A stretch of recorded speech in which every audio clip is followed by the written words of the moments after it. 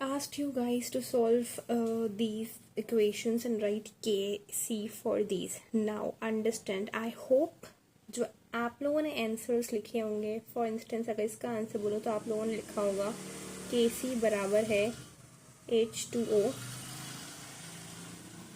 Upon H2O, ये लिखा है आप लोगों ने. Is that so? Is it right?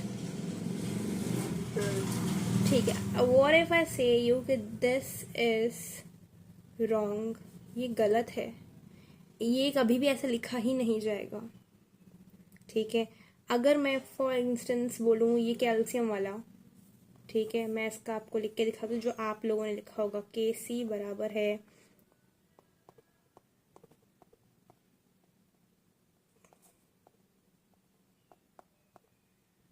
ये लिखा है आप लोगों ने इसका, इस वाले का.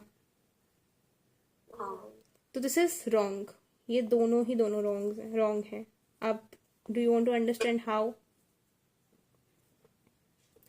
देखो ये गलत क्यों है, क्योंकि जब भी हम Kc की इक्वेशन लिखते हैं हमेशा याद रखना प्योर सॉलिड एंड लिक्विड को हम काउंट नहीं करते. Kc की इक्वेशन में कभी भी प्योर सॉलिड और लिक्विड काउंट नहीं होंगे. हमेशा हम Kc लेते ही किसके लिए?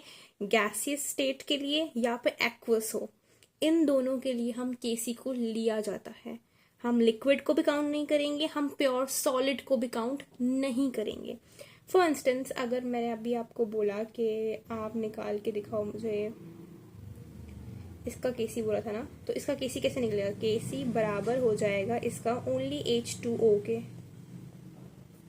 This would be the correct for this equation. ठीक है.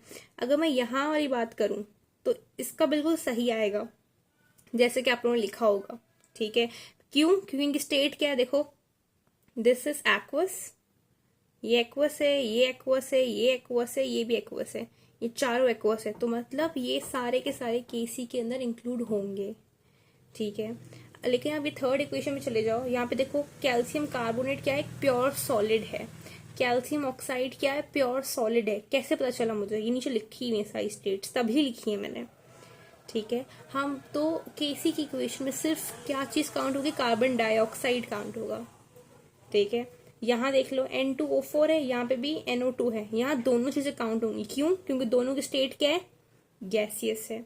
अब अपने पास जब नोट्स हैं वहां पे लिखना, जो आपने पहले गलत स्टेटमेंट लिखी थी पहले वो लिखो, उस पर बहुत बड़ा क्रॉस मारो, उसके बाद सही इक्वेशन लिखो और उसका रीजन लिखो कि Kc के अंदर हम कभी भी सॉलिड्स और प्योर सॉलिड और लिक्विड को यूज नहीं करते. हम कभी भी प्योर सॉलिड और लिक्विड को इक्वेशन के अंदर मेंशन नहीं करते. और यही एमसीक्यूज आता है, कॉन्सेप्ट बेस्ड जो हम बोलते हैं, या हम बोलते हैं साइंस रीजनिंग के जो एमसीक्यूज होते हैं वो यही है. ठीक है. Is it clear?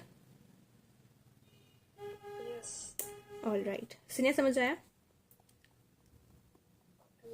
अच्छा, ये मैंने आप लोगों को होमवर्क दिया था और भूमिका वॉज राइट. इसको हम बोलते हैं ओस्टवाल्ड प्रोसेस. All right. अच्छा, एक और प्रोसेस होता है, वो कर दूंगी. अब देखो यहाँ मैंने लिखा भी है यहाँ पे कि लिक्विड और सॉलिड को हम कभी भी Kc इक्वेशन में काउंट नहीं करते. All right. अब एक और चीज देखिएगा. आप बताओ, जब हम किसी चीज, जो हम एक फॉर इंस्टेंस हमने एक बहुत बड़ा ब्लॉक लिया आइस का, ये एक आइस का ब्लॉक है. ठीक है. इसको हमने बाहर मेल्ट करने के लिए छोड़ दिया और यही इसके बराबर मैंने इसी ब्लॉक को मैंने 4 अलग अलग ब्लॉक्स में काट दिया, 4 छोटे छोटे ब्लॉक्स के अंदर, और इसको बाहर मेल्ट करने के लिए छोड़ दिया. तो बताओ सबसे पहले कौन सा आइस का ब्लॉक मेल्ट होगा? बिग चंक और द स्मॉल पीसेस? स्मॉल.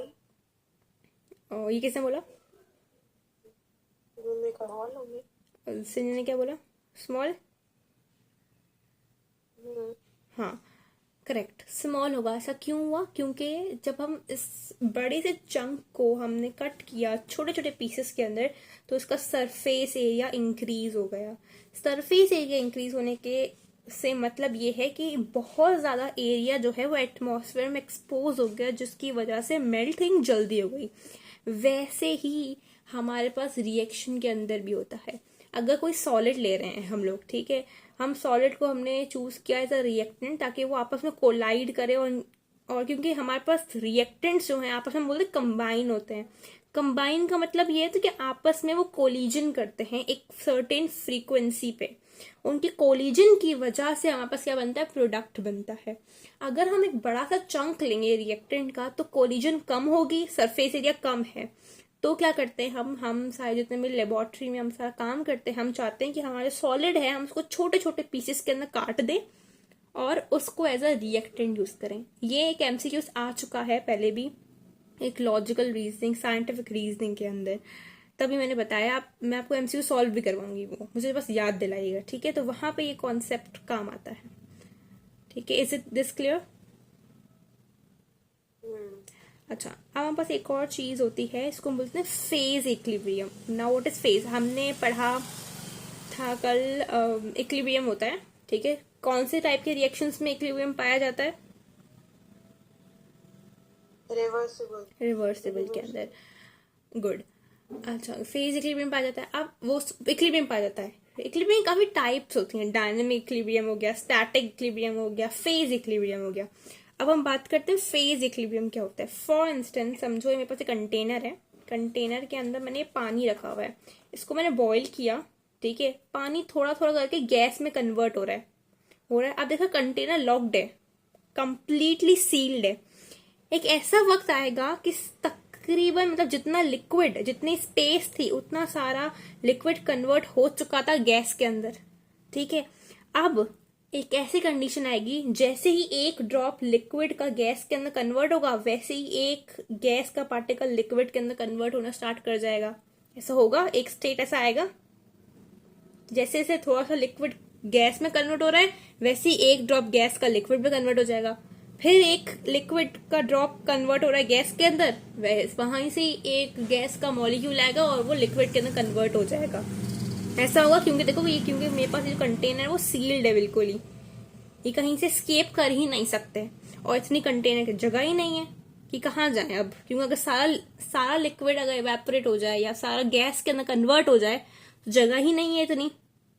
तो ऐसा होगा। तो इस जी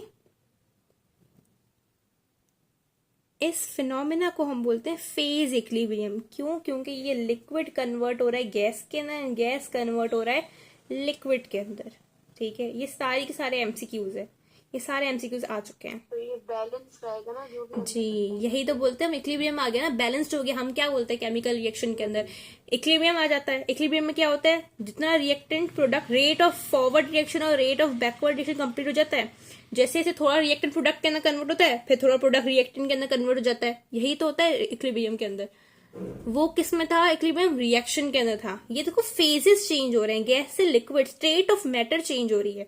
इसके लिए हम क्या करते हैं, इसका नाम रख लिया हमने फेज इक्विलिब्रियम। समझ आया?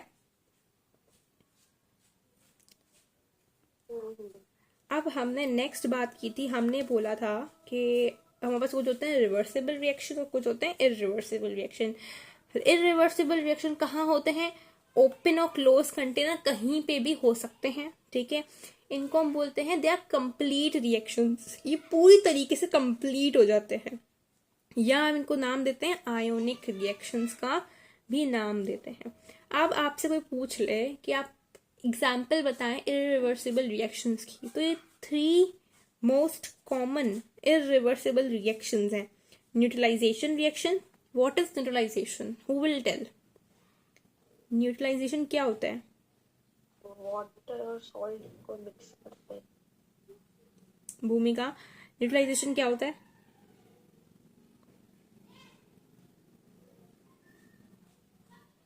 पता नहीं। न्यूट्रलाइजेशन हम उस प्रोसेस को कहते हैं जब हमारे पास एसिड और बेस मिलते हैं तो आपस एक दूसरे को न्यूट्रलाइज कर देते हैं और एक सॉल्ट और एक वाटर बनता है। फॉर इंस्टेंस हम बोलते हैं ना HCl है, मेरे पास एसिड है, इसमें प्लस करो NaOH जो क्या है, एक बेस है। सो कन्वर्ट करेंगे किसके अंदर, H मिल जाएगा OH के साथ, Na मिल जाएगा Cl के साथ, क्या बनेगा NaCl जो कि कॉमन सॉल्ट है, न्यूट्रल है, वी ईट दिस सॉल्ट, इसको हम बोलते हैं टेबल सॉल्ट। और क्या बनेगा H2O जो भी एक नॉर्मल वाटर है जो हम पीते हैं। ऑल राइट, तो देखा कैसे एसिड और बेस को मिलाने से एक न्यूट्रलाइज्ड कंपाउंड बन जाता है। इसको हम बोलते हैं कौन सा रिएक्शन, न्यूट्रलाइजेशन रिएक्शन। समझ आया? Next we have this precipitation reaction. Precipitation reaction में क्या होता है, हमारे पास जो सॉल्ट्स होती हैं, कुछ होती हैं स्पेरिंगली सॉल्यूबल सॉल्ट्स, मतलब जो बहुत ही कम वाटर के अंदर डिजोल्व होती हैं, जैसे AgCl, बैरियम सल्फेट, जैसे कि लेड सल्फेट, लेड आयोडाइड, इन सब सॉल्ट्स प्रेसिपिटेट कर जाती हैं। प्रेसिपिटेट मतलब एक कंटेनर है, आपने मिक्सचर मिलाया तो नीचे आपने देखो व्हाइट कलर का प्रेसिपिटेशन बन जाती है, नीचे मतलब नीचे आके जम जाती है वो सॉल्ट, उसको बोलते हैं प्रेसिपिटेट बन गए, प्रेसिपिटेशन हो गई। ऐसे रिएक्शंस भी कौन से रिएक्शंस है, इरिवर्सिबल रिएक्शंस माने जाते हैं। ठीक है, then we have the third combustion reactions. Combustion reaction क्या होता है,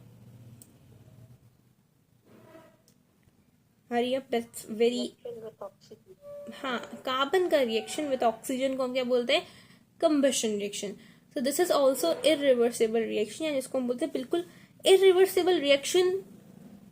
क्यों नाम दे रहे हैं, क्योंकि इनका जो प्रोडक्ट है वो बिल्कुल ही कंप्लीटली बन जाता है। वो जब बन जाता है उनके अंदर बहुत ही स्ट्रॉन्ग बॉन्ड होता है, उस स्ट्रॉन्ग बॉन्ड को तोड़ा नहीं जा सकता। फॉर इंस्टेंस हमने भी बात की थी न्यूट्रलाइजेशन की, याद है, HCl को NaOH के अंदर मिलाया तो बना हमारे पास NaCl एंड वाटर। NaCl का बॉन्ड देखो, कौन सा बॉन्ड है NaCl के अंदर, कौन बताएगा? NaCl के अंदर कौन सा बॉन्ड होता है?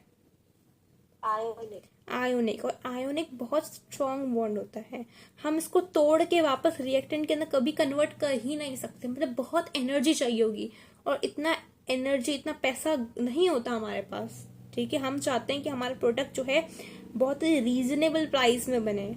ऑल राइट, तो ये कंप्लीटली रिएक्टेंट कन्वर्ट हो जाता है प्रोडक्ट के अंदर, जैसे NaCl एंड वाटर, और NaCl के बॉन्ड्स काफी स्ट्रॉन्ग होते हैं। ठीक है, तभी हम बोलते हैं ये रिएक्शंस कैसे होते हैं, इरिवर्सिबल रिएक्शंस होते हैं, या फिर हम बोले ये कंप्लीट रिएक्शन हो गया, या फिर हम इसको बोलते हैं आयोनिक रिएक्शंस होते हैं। क्लियर? नेक्स्ट हम बोलते हैं कि इरिवर्सिबल जितने भी रिएक्शन होते हैं ये तकरीबन मेटल और नॉन मेटल के दरमियान होते हैं। ये सारे एक MCQs हैं, ये सारे आ चुके हैं पास पेपर के, एक साइंटिफिक रीजनिंग के अंदर, लॉजिकल रीजनिंग के अंदर, सारे के सारे आ चुके हैं। ठीक है, अच्छा लास्ट, आई होप इतना इज क्लियर। लास्ट हमने क्या पढ़ा था, कॉन्सेंट्रेशन Kc की। Today we will discuss about the characteristics of Kc के कौन से कैरेक्टरिस्टिक्स होते हैं। ठीक है,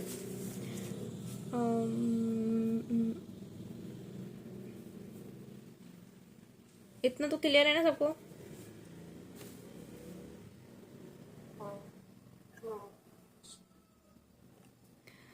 ठीक है, अब हम Kc की बात करते हैं। तो Kc, अच्छा मैंने आपको कल इक्विलिब्रियम के बारे में बताया था कि इक्विलिब्रियम किस किस चीज पे डिपेंड करता है। अब now you guys tell me, equilibrium जो पोजीशन है, इक्विलिब्रियम स्टेट है, वो किस चीज पे डिपेंड करती है?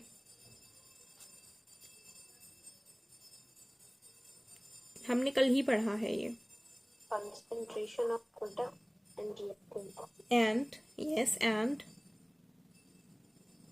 state what? state of reactant and product. अच्छा, और एंड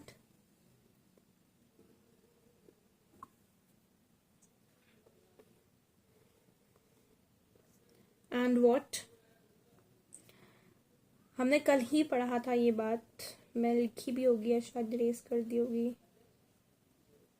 कंसंट्रेशन, टेम्परेचर बोला था आपने, प्रेशर, वॉल्यूम, इन सब चीज़ों पे हम बस इक्विलिब्रियम जो है, पोजीशन जो है वो डिपेंड करती है।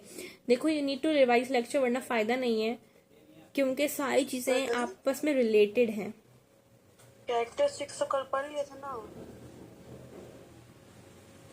वो मैं पढ़े थे कैरेक्टरिस्टिक्स ऑफ इक्विलिब्रियम पोजीशन, ये आज पढ़ रहे हैं केसी के। अच्छा, ठीक है, now the fact is that both things are different but they are related. बच्चे कंफ्यूज हो जाते हैं। आप लोगों को कल वाला बात याद नहीं थी अभी, तो it might affect your concepts as well. ठीक है, तो प्लीज कल से रिवाइज करके लाइएगा। जो केसी है हमारे पास, ये डिपेंड करता है सिर्फ और सिर्फ टेम्परेचर पे। मैं यहाँ पे केसी की बात कर रही हूँ। ठीक है, K C depends on only on temperature. Regardless आप भले वॉल्यूम कितना चेंज कर लो, आप कितना प्रेशर चेंज कर लो, आप कॉन्सेंट्रेशन चेंज कर लो, आप कुछ भी चेंज कर लो, केसी चेंज नहीं होगा until unless you don't change the temperature. For instance हमने एक रिएक्शन लिया और उसका केसी 25 डिग्री सेल्सियस पे 1.7 इंटू 10⁻⁻18 था। ऑल राइट, आपने प्रेशर चेंज किया, आपने वॉल्यूम चेंज किया, केसी नहीं बदला, लेकिन आपने टेम्परेचर चेंज कर लिया। ये 25 डिग्री सेल्सियस पे था, आपने टेम्परेचर इंक्रीज किया और उसको 40 डिग्री सेल्सियस पे ले आए। अब इसका केसी ये नहीं रहेगा, इसका केसी कुछ और बन जाएगा। नाउ अंडरस्टूड कि केसी डिपेंड्स ऑन टेम्परेचर। आप कुछ भी चेंज कर लें, regardless of whatever you change, K C will not change, but if you change your temperature then K C will absolutely change. ठीक है, दूसरा पॉइंट भी है K C is independent of change in concentration और प्रेशर ऑफ वॉल्यूम। अब एक और बात पढ़ते हैं जो मैंने आप लोगों को कल समझाई थी। केसी बराबर है प्रोडक्ट अपॉन रिएक्टेंट के। इसको मानते हो? हाँ। ठीक है, आप इस इक्वेशन को समझो भी, मैंने कल समझाई भी थी इक्वेशन। अगर प्रोडक्ट को इंक्रीज करेंगे तो केसी क्या होगा? इंक्रीज होगा। अगर रिएक्टेंट को इंक्रीज करेंगे तो केसी क्या होगा? डिक्रीज होगा। अगर केसी को डिक्रीज करूं तो रिएक्टेंट क्या होगा? इंक्रीज। अगर मैं केसी को इंक्रीज करूं तो प्रोडक्ट क्या होगा? इंक्रीज। ये एक बेसिक कॉन्सेप्ट है, ये आपको याद रखना है। ये हम आगे हमारे पास ले चार्टलियर इक्वेशन के अंदर काम आएगा, ले चार्टलियर प्रिंसिपल के अंदर। ठीक है, अच्छा, के सी जो है, एक और बात, K C do not depend on initial concentration. K C depend नहीं करता इनिशियल कॉन्सेंट्रेशन पे। आपकी इनिशियल कॉन्सेंट्रेशन कुछ भी हो सकती है। I told you guys yesterday भी कि जरूरी नहीं है कि इक्विलिब्रियम स्टेट पे हमारे पास कॉन्सेंट्रेशन सेम हो। It will be constant but it won't be same. It may और मे नॉट बी सेम। ये लाइन समझ आई? मे और may not be same. Okay, अच्छा, एक हम लोग लेते हैं अभी एक इक्वेशन फॉर, एक आपको चीज समझाती हूँ मैं।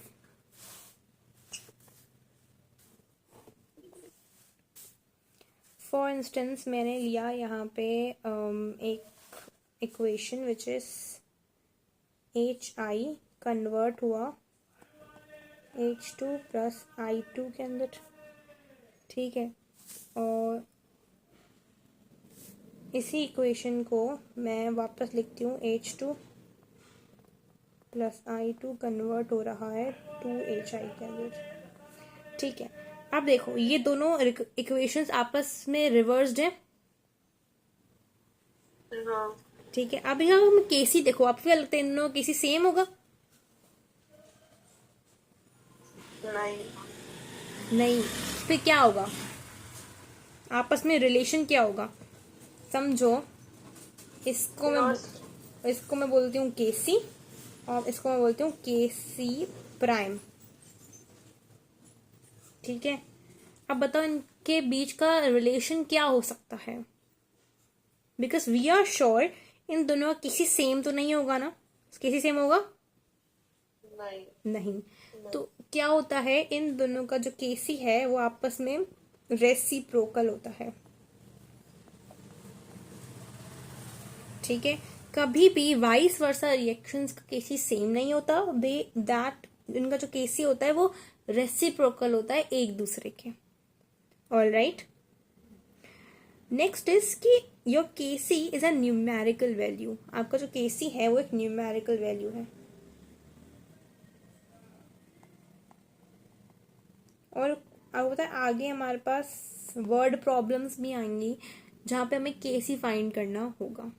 ऑल राइट, इतनी बात क्लियर है तो मैं एक रिलेशन पे चलूँ। Is it clear? Any question? no.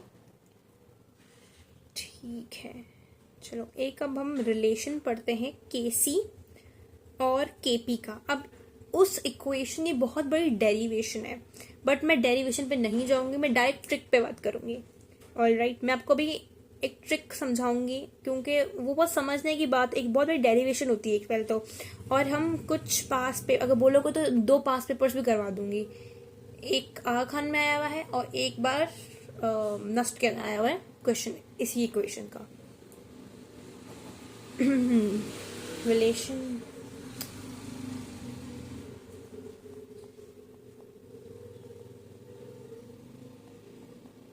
between